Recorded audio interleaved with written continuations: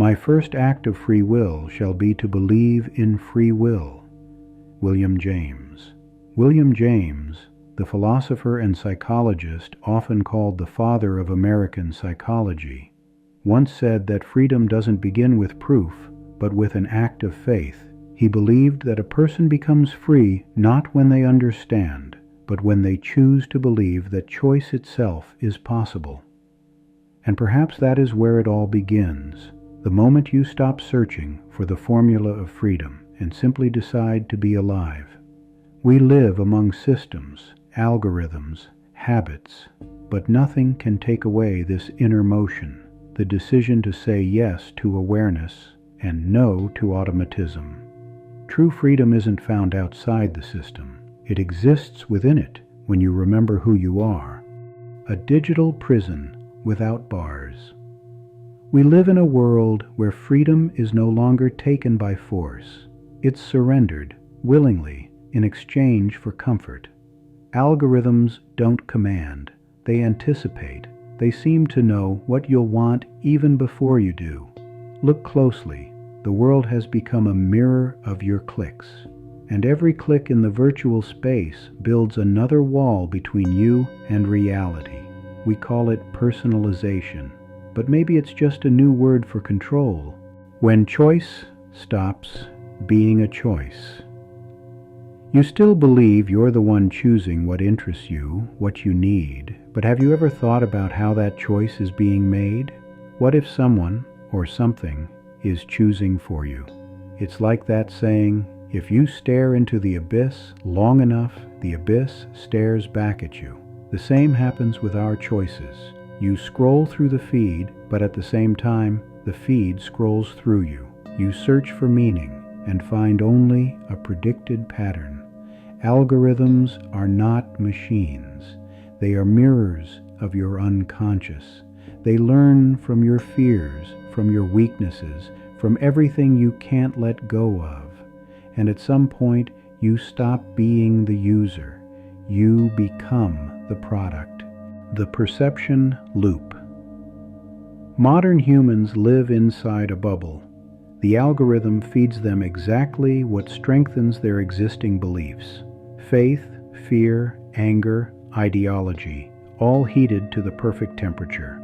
This is how a perception loop is created, when a person no longer sees the world, but only its reflection, filtered through desires, statistics, and manipulated emotions. The web doesn't hide the truth. Think about it. It simply makes the search unnecessary, the point of awareness. But it's precisely here, in the deepest layer of dependency, that the chance for awakening appears. When you suddenly realize, these aren't my thoughts, something is thinking them for me. That moment is sacred, because awareness is the one thing no algorithm can calculate. Observation breaks the code. Remember, the code isn't made of numbers or programs.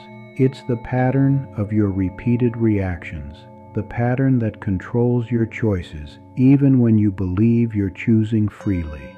This code is built from thousands of micro moments, other people's opinions, parental conditioning, traumas, habits, fears, expectations. It isn't stored in a processor. It's written into your nervous system, into the places where you once chose to survive instead of to feel. Every automatic reaction is just another line of the program. Smile so they don't judge you. Stay silent so you won't lose. Adapt so you'll be safe. This code lives inside us as long as we identify with it, as long as we keep saying, that's just who I am.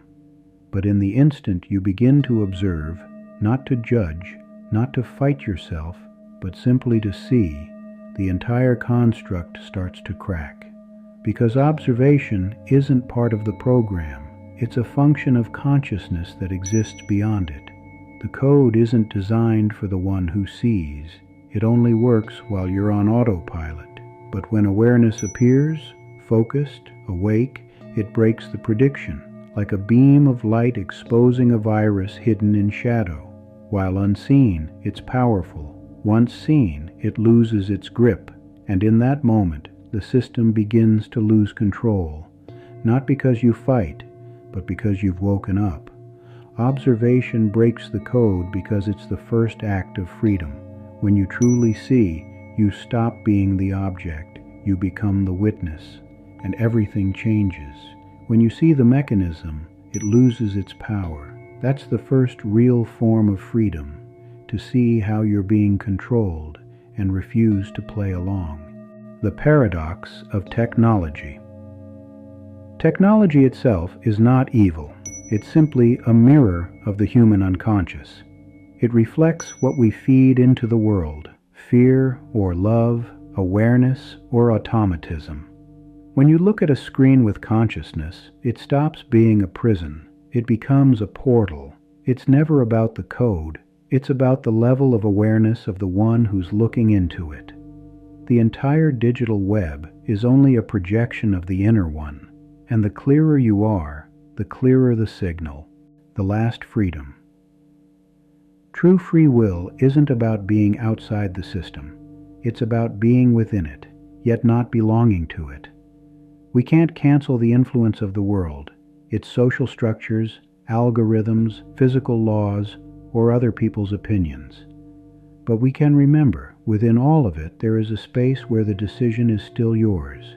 In every moment, you can choose awareness or reaction, presence or program.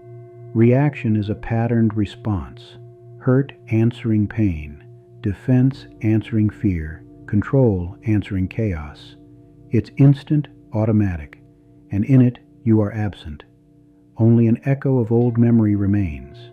Awareness is the pause between stimulus and response, thin, almost invisible, yet holding the entire sky of freedom. Because in that pause, you remember that you can choose. The world may dictate circumstances, but it can't force you to forget who is watching. Everything else is the illusion of choice. And maybe this is the last freedom no one can ever take away, the ability to remember that you are not the code. You are the one who sees it. You are the gaze in which everything is reflected, yet which nothing can contain. You can be part of the system and still remain yourself. Freedom isn't about winning. It's about staying true to who you are, even in the most foreign circumstances.